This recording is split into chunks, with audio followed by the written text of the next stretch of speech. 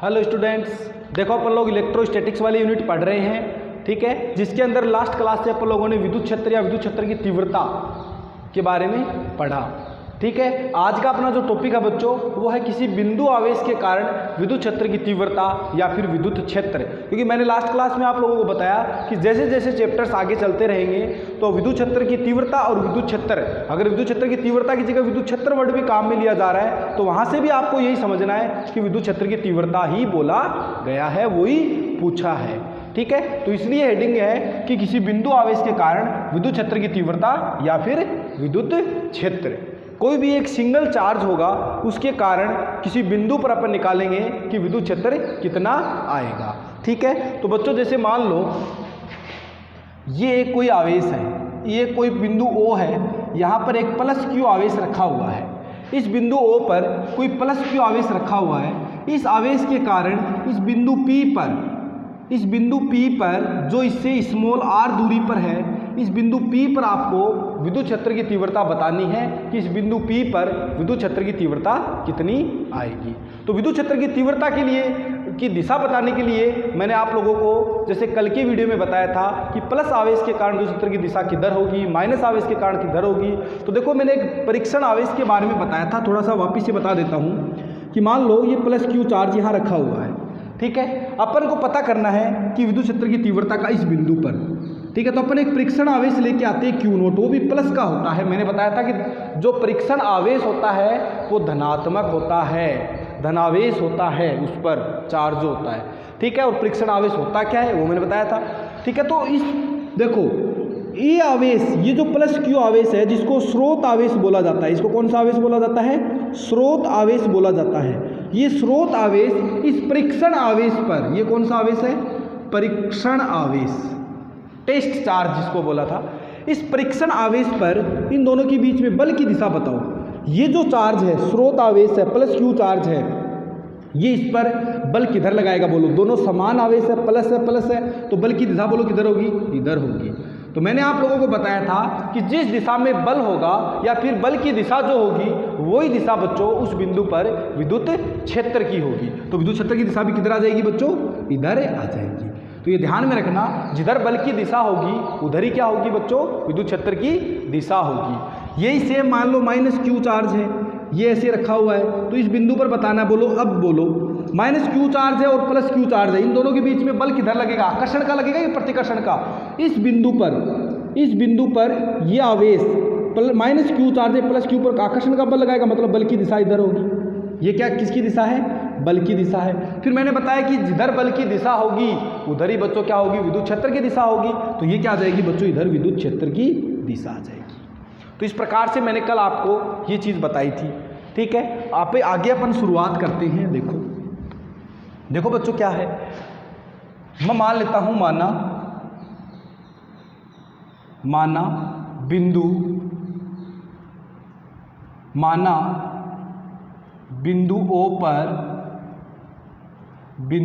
O पर एक plus Q आवेश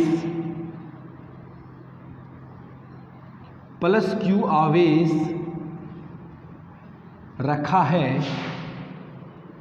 इस आवेश से, इस स्रोत आवेश से लिख लो,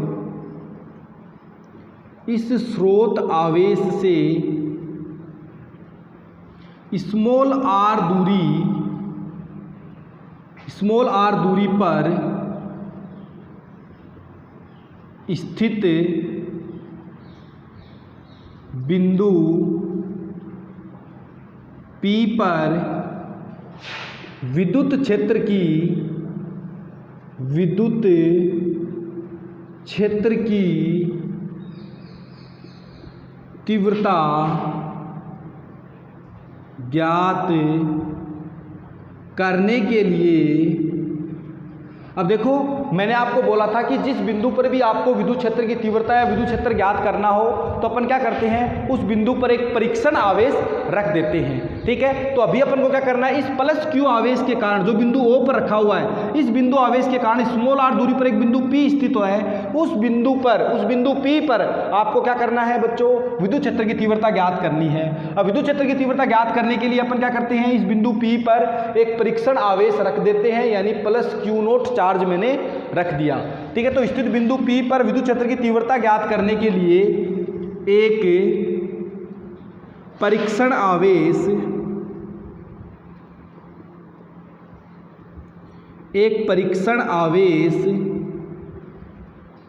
Q0 बिंदु P पर रखते हैं। यानी क्या है, माना बिंदु O पर एक प्लस Q आवेश रखा है, इस स्रोत आवेश के कारण इस स्रोत आवेश से स्मॉल r दूरी पर स्थित बिंदु P पर विद्युत क्षेत्र की तीव्रता ज्ञात करने के लिए एक परीक्षण आवेश Q0 बिंदु P पर रखते हैं। ठीक है बच्चों, एक स्रोत आवेश जो है वो अपन ने क्या किया है, बिंदु P पर रख दिया है। ठीक है, अब अपन को क्या करना है, इस बिंदु आवेश के कारण इस बिंदु पर बल पता करना है कि बल की दिशा क्या होगी। तो आप लोग मेरे को बताओ, इस बिंदु पर देखो ये भी प्लस क्यू चार्ज है, ये भी प्लस क्यू चार्ज है, ये इस बिंदु पर जो बल लगाएगा प्रतिकर्षण का लगाएगा, यानी बल की दिशा किधर आएगी, इधर की ओर आएगी, F सदिश, क्योंकि प्रतिकर्षण का बल लगाएगा ना, दोनों प्लस प्लस चार्ज है, तो ये इस पर क्या करेगा बच्चों, प्रतिकर्षण का बल लगाएगा। लगा दिया प्रतिकर्षण का बल। अब जिस दिशा में बल लगता है, मैंने आपको बताया कि जिस दिशा में बल लगेगा विद्युत क्षेत्र की दिशा भी बच्चों उधर ही होगी। तो बोलो बल इस दिशा में लग रहा है तो विद्युत क्षेत्र की दिशा क्या होगी, इधर होगी। ये होगी विद्युत क्षेत्र की दिशा। ठीक है, ये विद्युत क्षेत्र की दिशा आ गई। तो क्या अपन बच्चों इस आवेश के कारण इस आवेश पर क्या विद्युत बल निकाल सकते हैं? तो अपन लिख सकते हैं प्लस क्यू आवेश के कारण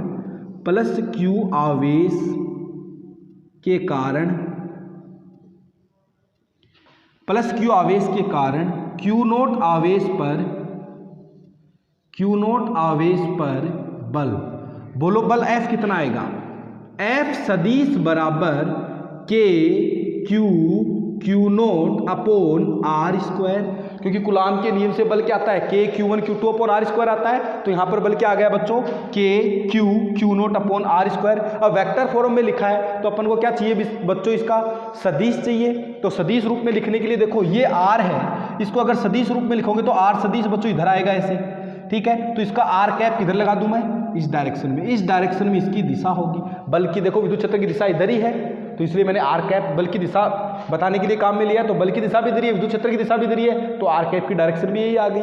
तो इसलिए बच्चों मैंने क्या काम में ले लिया यहाँ पर, ये R कैप। तो ये आ गया बच्चों अपने पास में निकल के क्या, विद्युत बल। ये आवेश जो है प्लस क्यू आवेश जो स्रोत आवेश है, ये इस आवेश पर कितना बल लगाता है वो अपन ने निकाल लिया। कितना आया, Q0 अपॉन R स्क्वायर। अपन को तो क्या चाहिए, विद्युत क्षेत्र की तीव्रता चाहिए। तो विद्युत क्षेत्र की तीव्रता कैसे निकालेंगे, देखो मैं क्या करता हूं, विद्युत क्षेत्र की तीव्रता की परिभाषा से देखो, विद्युत क्षेत्र की तीव्रता की परिभाषा से, विद्युत क्षेत्र की तीव्रता की क्या परिभाषा आई थी, बोलो, E सदिश बराबर F सदिश बटे Q0। क्योंकि देखो मैंने बताया कि एकांक धन परीक्षण आवेश पर जितना बल लगाया जाता है वही तो क्या होता है बच्चों, विद्युत क्षेत्र की तीव्रता होती है। तो देखो इसमें अगर आप लोग इसको सदिश रूप में इस प्रकार से लिखते हो, ठीक है, क्योंकि Q पर अपन ने सदिश का साइन क्यों नहीं लगाया, क्योंकि जो आवेश होता है वो एक अदिश राशि होती है। ठीक है, तो अब इसमें वैल्यू रखो, देखो E सदिश बराबर F का मान क्या आया है, ये रहा, ये मान वहां रखो F की जगह, क्या आएगा, Q0 अपॉन R स्क्वायर बटे Q0 और R कैप। तो देखो ये Q0 से Q0 कट गया, E सदिश क्या आ गया बच्चों, बोलो Q upon R square into R cap. तो ये बच्चों अपने पास में निकल के आ गया कि एक बिंदु आवेश के कारण, एक आवेश के कारण किसी बिंदु पर विद्युत क्षेत्र की तीव्रता है वो कितनी होती है, कितनी आएगी बच्चों, Q अपॉन R स्क्वायर। अगर इसका परिमाण अगर अपन लिखना चाहें तो तो अपन ऐसे लिख सकते हैं ई सदिश बराबर के क्यू अपॉन आर स्क्वायर। तो इस प्रकार से बच्चों अपने पास में निकल के आ जाता है कि कोई बिंदु आवेश है, उसके कारण विद्युत क्षेत्र की तीव्रता कितनी है। ठीक है, लाइट आ गई है। ठीक है, तो देखो वापिस एक बार सुन लो। देखो ये प्लस क्यू चार्ज आपको दिया हुआ है, इस आवेश के कारण इस बिंदु पर विद्युत क्षेत्र की तीव्रता निकालनी है। तो इस आवेश के कारण इस बिंदु पर विद्युत क्षेत्र की तीव्रता निकालने के लिए मैंने माना कि इस बिंदु पर एक क्यू नोट मैंने एक परीक्षण आवेश मान लिया, एक परीक्षण आवेश रख दिया। अब मैं क्या करूँगा, इस आवेश के कारण जो बल लग रहा है वो निकाल लूँगा, क्योंकि बल निकाल लूंगा तो बल से मेरे पास में क्या जाएगी, विद्युत क्षेत्र की तीव्रता निकाल लूंगा। तो देखो मैंने क्या किया, इस आवेश के कारण इस बिंदु आवेश पर जो बल है वो आएगा k q q naught upon r square. R cap मैंने डायरेक्शन के लिए काम में लिया है। अब देखो बल की, देखो ये इस पर जो बल लगाएगा वो इधर की ओर लगाएगा, क्योंकि दोनों प्लस प्लस चार्ज है, तो इनके बीच में जो बल लगेगा बच्चों वो क्या लगेगा, प्रतिकर्षण का बल लगेगा, यानी ये आवेश क्या करेगा, इसको ऐसे दूर भगाएगा। ठीक है, अब मैंने आपको पिछले वीडियो के अंदर बताया था कि जिधर बल की दिशा होती है उधर ही क्या होती है बच्चों, विद्युत क्षेत्र की दिशा होती है। तो इसलिए इस पर विद्युत क्षेत्र की दिशा भी क्या आएगी, इधर की ओर आएगी, आगे विद्युत क्षेत्र की दिशा। ठीक है, तो ये मैंने बल निकाला। अब देखो विद्युत क्षेत्र की तीव्रता की परिभाषा क्या कहती है, ई सदिश बराबर एफ सदिश बटे क्यू नोट। अब एफ सदिश का जो मान है वो यहाँ से समीकरण 1 से मैं यहाँ पर रख सकता हूँ समीकरण 2 में। तो यहाँ मान रखूंगा तो Q0 से Q0 कट गया, अपने पास में क्या बच गया, k q upon r square into r cap. और अगर इसका मैग्नीट्यूड अपन निकालेंगे तो अपने पास में आएगा k q upon r square. तो देखो बच्चों इस प्रकार से अगर अपन को किसी सदिश के कारण किसी बिंदु पर विद्युत क्षेत्र की तीव्रता निकालना हो तो अपन डायरेक्ट अब इस फॉर्मूले से निकाल लेंगे। अपन को बार बार में इस प्रकार से विद्युत बल निकाल कर करने की जरूरत नहीं है। जब कभी भी अपन को पूछा जाता है तो अपन एक बिंदु आवेश के कारण कितना होगा, के क्यू अपॉन आर स्क्वायर, कितना होगा, के क्यू अपॉन आर स्क्वायर। ठीक है, तो ये अपने पास में आ गया बच्चों इसका फॉर्मूला निकल के। आप लोग वीडियो को पॉज करके इतना ये नोट कर लो, वीडियो को पॉज करो बच्चों और नोट करो। ठीक है, या फिर स्क्रीनशॉट लेके रख सकते हो एज यू विश, जैसी आपकी इच्छा। ठीक है, समझ में आ गई बात। तो अब देखो बच्चों अपन अगली जो पॉइंट है अपना वो है अपन ई और आर के बीच में ग्राफ प्लॉट करेंगे। ई और आर के बीच में क्या बनाएंगे, ग्राफ बनाएंगे। देखो कैसे, ई तथा आर के मध्य ग्राफ बनाएंगे, देखना ई तथा आर के मध्य ग्राफ, ई तथा आर के मध्य ग्राफ। ठीक है, देखो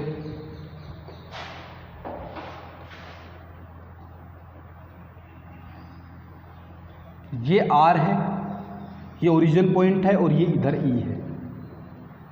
तो आपको ई और आर के मध्य ग्राफ बनाना है। तो मेरे को यहां से बताओ ई और आर क्या है। ई और आर क्या बच्चों, व्युत्क्रमानुपाती है। ऐसे ई और आर व्युत्क्रमानुपाती है। तो व्युत्क्रमानुपाती को जो ग्राफ बनता है बच्चों वो इस प्रकार से पैराबोलिक ग्राफ बनता है।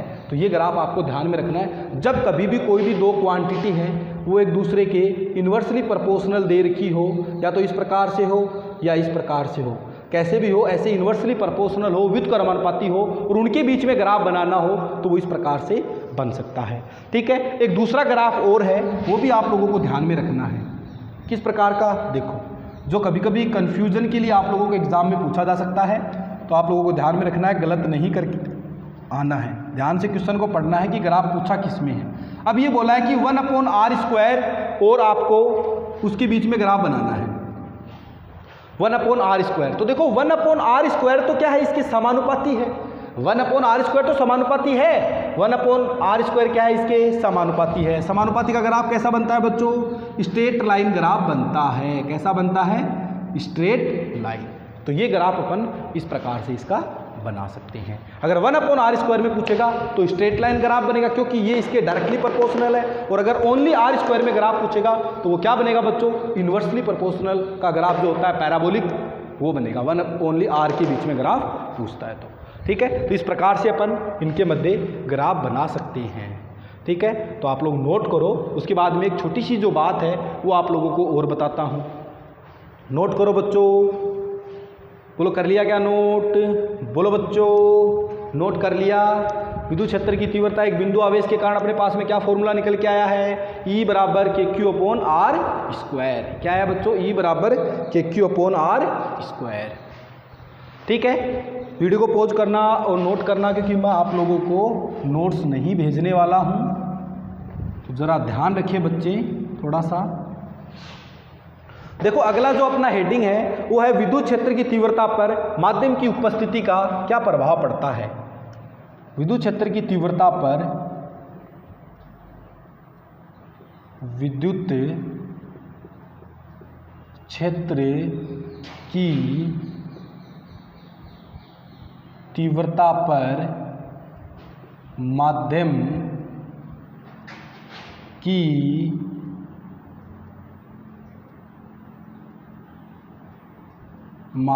की उपस्थिति का प्रभाव, क्या प्रभाव पड़ेगा विद्युत क्षेत्र की तीव्रता पर माध्यम की उपस्थिति का, वो ज़रा देखेंगे अपन। ठीक है बच्चों, तो देखो आपको पता है, आप लोग मेरे को बताओ कि जब बल पर क्या प्रभाव पड़ता है माध्यम की उपस्थिति का। ये तो मैंने पढ़ाया है कि जब माध्यम उपस्थित होगा तो बल क्या होगा, जब कुचालक माध्यम होगा तो क्या होगा, निर्वात होगा तो क्या होगा। पीछे की क्लास में मैंने पढ़ाया, जब पैराविद्युतांक जिस टॉपिक में बताया था उसमें भी मैंने बताया था क्या प्रभाव पड़ता है। तो मैंने बताया था कि जो बल होता है वो निर्वात में सर्वाधिक होता है, फिर अगर कुचालक माध्यम अपन रख देते तो बल थोड़ा कम हो जाता है, और सुचालक माध्यम रखने पर बल क्या हो जाता है, शून्य हो जाता है। ठीक है, वैसे ही अपन को देखना है कि अगर आवेश है वो किसी माध्यम के अंदर रखा हुआ हो तो उस पर बल का क्या प्रभाव पड़ेगा, वो देखना है। तो आपको पता है, देखो अगर अपन डायरेक्ट बताना चाहें तो ऐसे बता सकते हैं, E बराबर F/Q0 आया था, तो यहाँ से देखो E समानुपाती F के है, किसके समानुपाती है, E F के समानुपाती है। यानी बल अगर बढ़ेगा तो विद्युत क्षेत्र की तीव्रता भी बढ़ेगी, बल अगर घटेगा तो विद्युत क्षेत्र की तीव्रता भी घटेगी। ठीक है, तो देखो जब निर्वात कोई माध्यम रखते हैं, अपन कोई माध्यम रखते हैं, ठीक है, माध्यम या फिर किसी माध्यम में आवेश को रख देते हैं, तो जो बल होते हैं वो कम हो जाता है, बल कम हो जाता है। तो बल कम होगा तो विद्युत क्षेत्र की तीव्रता भी क्या होगी, कम होगी। ठीक है, और निर्वात में क्या होगी, अधिक होगी। इसको या तो डायरेक्टली अपन ऐसे समझ सकते हैं, वरना अगर अपन कंसेप्ट से समझे, फॉर्मूले से समझे, तो अपन इस प्रकार से समझ सकते हैं कि निर्वात में बल कितना लगेगा। ठीक है, निर्वात में कितना लगेगा, बोलो E कितना आएगा निर्वात के लिए। देखो अपने पास में E का फॉर्मूला क्या है, KQ/R² आया है, परिमाण की बात कर लेते हैं, तो E क्या आएगा बोलो, K का मान निर्वात के लिए K क्या होता है बच्चों, 1/4πε0 होता है ना। तो यहाँ पर लिख सकता हूँ 1/4πε0 Q/R²। ये अपने पास में आ गई बच्चों समीकरण 1।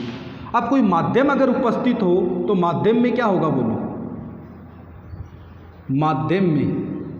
माध्यम में क्या होगा बोलो, EM से लिख दूं तो EM क्या आएगा बोलो, K की जगह देखो, अब माध्यम के लिए K का मान क्या होता है, माध्यम के लिए K का मान जो होता है वो होता है 1/4πε। ये भी मैंने बताया हुआ है, पीछे के वीडियो देखना आप लोग, अगर किसी बच्चे ने नहीं देखे हैं तो एप्सिलॉन नोट की जगह एप्सिलॉन आ जाता है, तो क्या आएगा ये 1/4πε Q/R²। ये आ गई अपने पास में इक्वेशन नंबर 2। ठीक है, अगर अपन इसको इक्वेशन नंबर 2 नहीं दें, अपन एक और इसको चेंज कर देते हैं। अपने पास में क्या आया था बच्चों, एप्सिलॉन क्या निकल के आया था, εr। ये भी पीछे की वीडियो में पैराविद्युतांक वाले वीडियो में ये अपन ने रिलेशन निकाला है, εr तो ये एप्सिलॉन की जगह यहाँ पर क्या मैं εr लिख सकता हूँ। तो EM मेरे पास निकल के क्या आ जाएगा बच्चों, 1/4πε0 Q/R²। ये आ गई समीकरण नंबर 2। ठीक है, तो देखो अपन को तो क्या करना है, कंपेयर करना है, अपन को तो कंपेयर करना है। तो देखो मैं क्या कर सकता हूँ, समीकरण 1 भाग समीकरण 2, समीकरण 1 और समीकरण 2 को भाग दे देता हूँ, तो क्या आएगा देखो, E/EM बराबर बोलो 1/4πε0 Q/R² divide by 1/4πε0 Q/R²। Q/R² से Q/R² कट गया, 1/4πε0 से 1/4πε0 कट गया। यहाँ पर क्या बचा, E/EM क्या बचा बच्चों बोलो, अपसाइलन आर बचा। ये अपसाइलन आर ऊपर चला जाएगा ना, तो ई अपॉन ई एम क्या आ जाएगा, अपसाइलन आर आ जाएगा। अब देखो किसी कुचालक माध्यम के लिए अगर अपन बात करें, किसी कुचालक माध्यम के लिए जो अपसाइलन आर होता है वो ग्रेटर देन 1 होता है।